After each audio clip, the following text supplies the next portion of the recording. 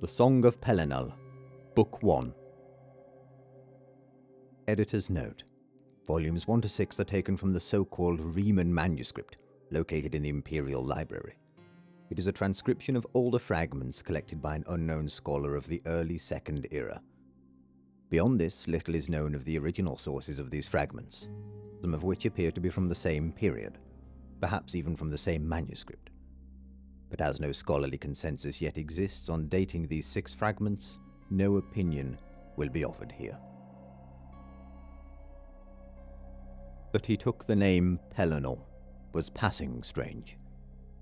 No matter his late sobriquets, which were many, that was an elvish name, and Pelinal was a scourge on that race, and not much given to irony. Pelinal was much too grim for that. Even in youth he wore white hair, and trouble followed him. Perhaps his enemies named Pelinal of their own in their tongue, but that is doubtful, for it means glorious night, and he was neither to them. Certainly, many others added to that name during his days in Tamriel. He was Pelinal the White-Strake because of his left hand, made of a killing light. He was Pelinal the Bloody, for he drank it in victory. He was Pelinal the Insurgent, because he gave the Crusades a face. He was Pelinal in triumph, as the words eventually became synonymous, and men-at-arms gave thanks to the Eight when they saw his banner coming through war. He was Pelinal the Blamer, for he was quick to admonish those allies of his that favoured tactics that ran counter to his, that is, sword theory. And he was Pelinal the Third, though whether this was because some said he was a god geyser who had incarnated twice before already, or that, simpler, he was the third vision given to Perif, Anon Alessia, in her prayers of liberation before he walked among the quarters of rebellion, is unknown. The Song of Pelinal, Book 2. And then Perif spoke to the handmaiden again, eyes to the heavens, which had not known kindness since the beginning of elven rule, and she spoke as a mortal, whose kindle is beloved by the gods for its strength in weakness, a humility that can burn with metaphor and yet break, easily and always doomed to end in death. And this is why those who let their souls burn anyway are beloved of the dragon and his kin. And she said, "And this thing I have thought of, I have named it, and I call it freedom," which I think is just another word for Shazar who goes missing. You made the first rain at his sundering, and that is what I ask now for our alien masters, that we might sunder them fully and repay their cruelty by dispersing them to drown in the Topal.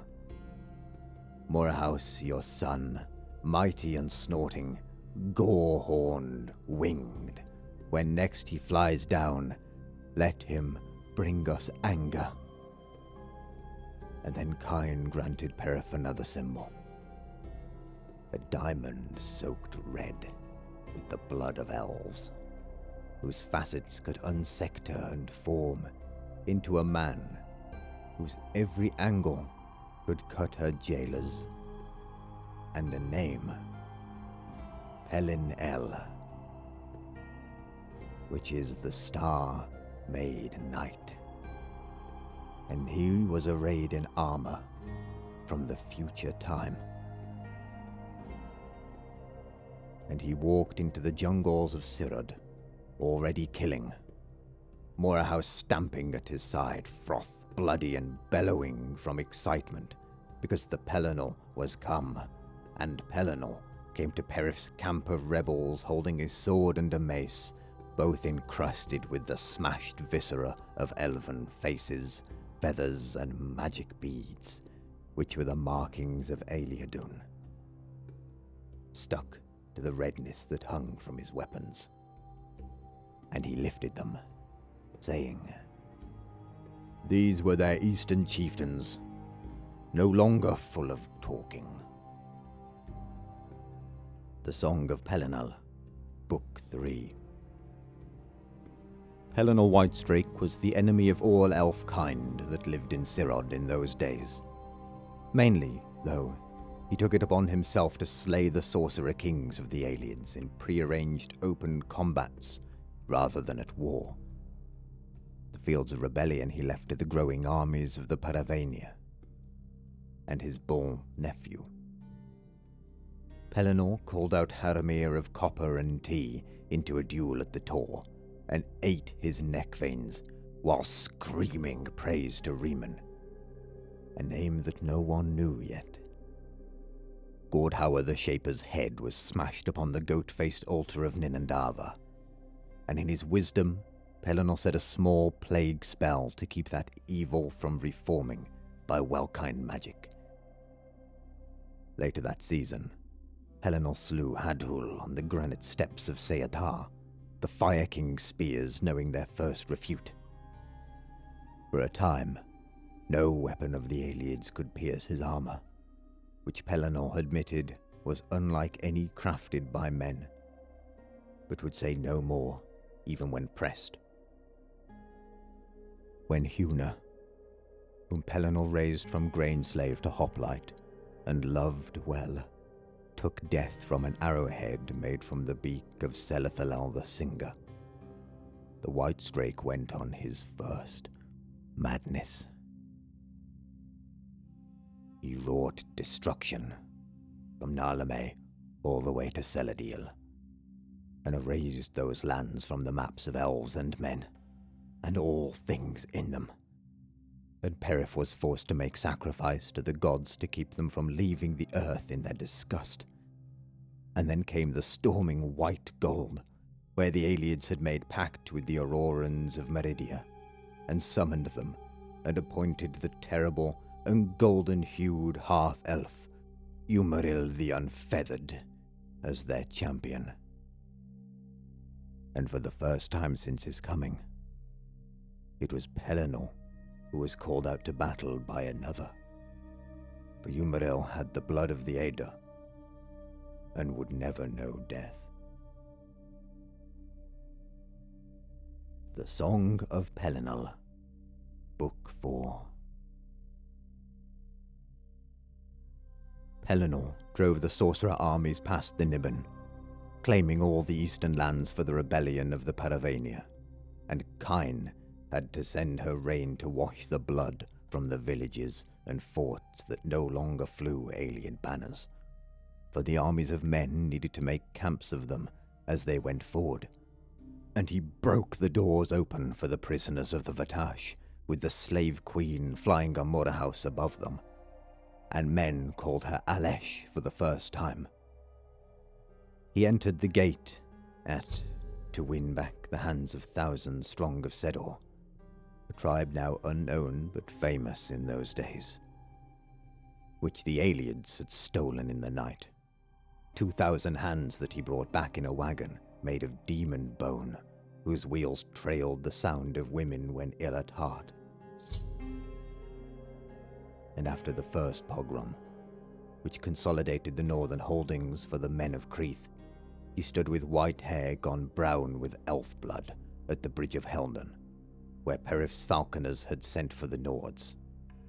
And they, looking at him, said that Sjor had returned. But he spat at their feet for profaning that name. He led them anyway into the heart of the hinterland west, to drive the Aliens inwards towards the Tower of White Gold, a slow retreating circle that could not understand the power of man's sudden liberty and what fury idea that brought. His mace crushed the thunderknocks that 𝗟𝗏 sent as harriers on the rebellion's long march back south and east, and carried Morehouse breath of kine to Zuathas the clever cutting man, a need with a Keptu name, for healing when the bull had fallen to a volley of bird beaks. And, of course, at the Council of Skiffs, where all of Paravania's armies and all of the Nords shook with fear at the storming of white gold, so much so as 𝗟𝗏 herself counselled delay. Pelinal grew furious and made names of 𝗟𝗏, and made names of what cowards he thought he saw around him, and then made for the tower by himself, for Pelinal often acted without thought. The Song of Pelinal, Book 5. It is a solid truth that 𝗟𝗏 was the son of Cain, but whether or not Pelinal was indeed the 𝗟𝗲 is best left unsaid. For once Blontanu, who favoured the short sword, said it, and that night he was smothered by moths.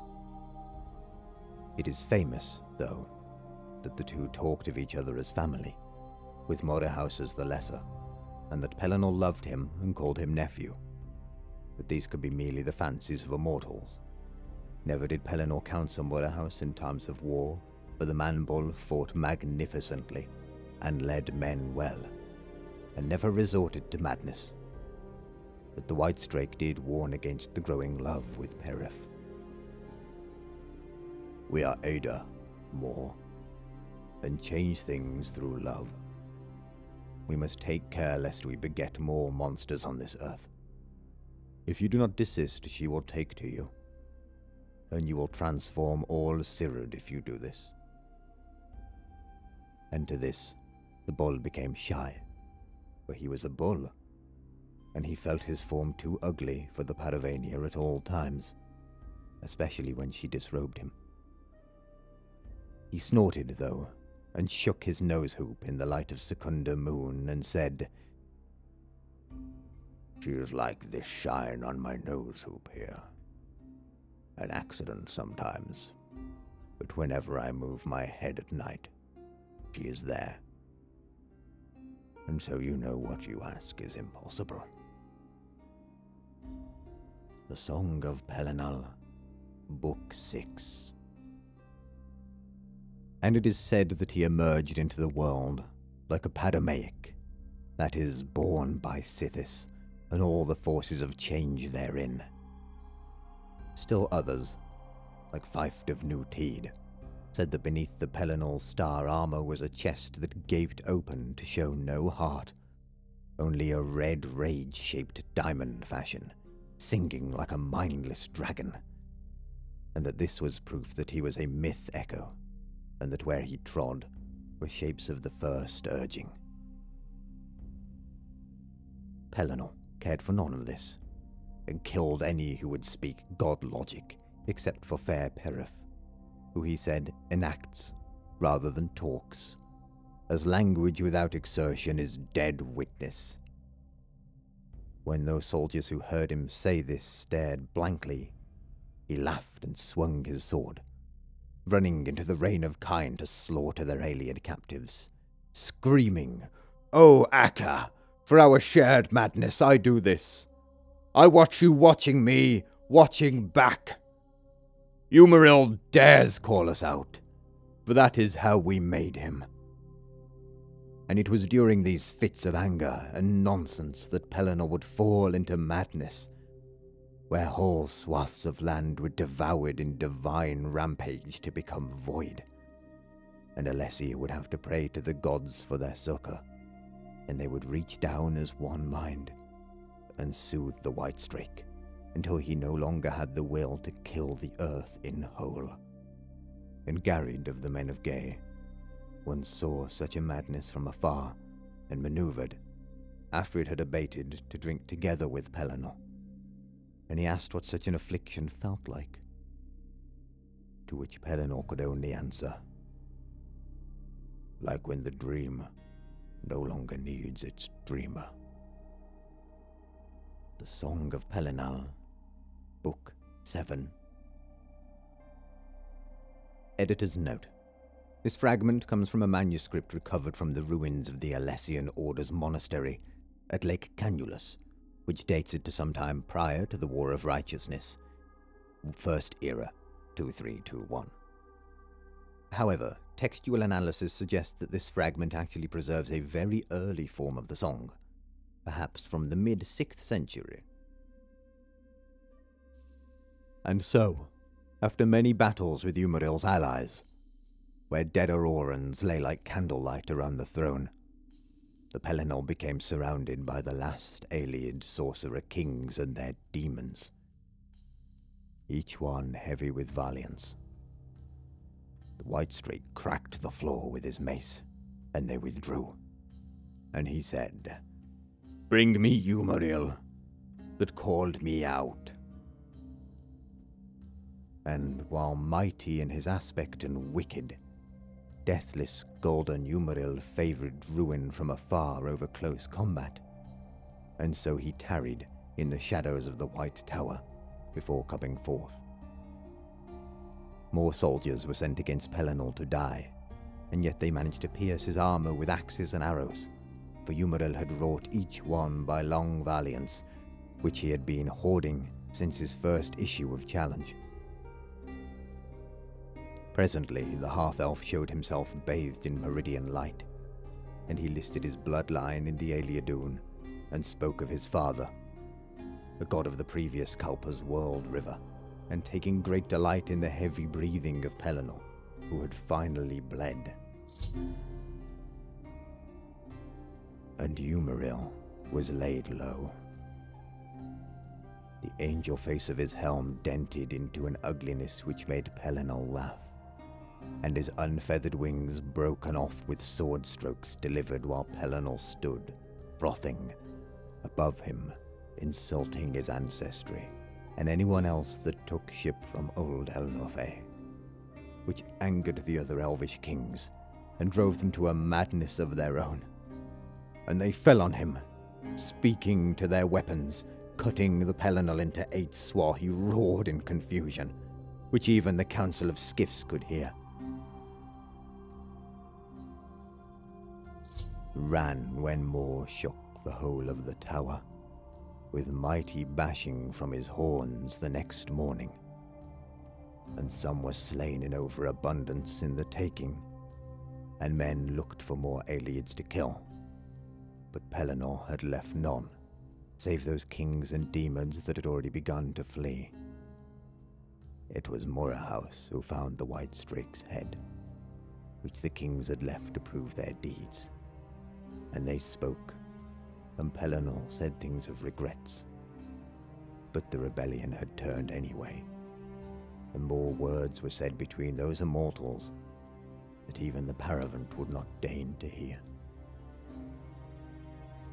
The Song of Pelinal, Book 8. Editor's note. This is the oldest and most fragmentary of all the existent Pelinal texts. It is, however, likely closest to the original spoken or sung form of the song, and therefore has great value despite its brevity. Strangely, it appears that Pelinal is present at Alessia's deathbed, although he was killed by 𝗟𝗏𝗀 earlier in the saga, years before Alessia's death. Some scholars believe that this fragment is not actually a part of the Song of Pelinal, but most accept its authenticity, although there is still much debate as to its significance. And left you to gain sinew with my other half, who will bring light thereby to that mortal idea that brings the gods great joy. That is, freedom, which even the heavens do not truly know, which is why our father, in those first days, spirits whirls before convention, that which we echoed in our earthly madness. Let us now take you up. We will show our true faces, which eat one another in amnesia each age.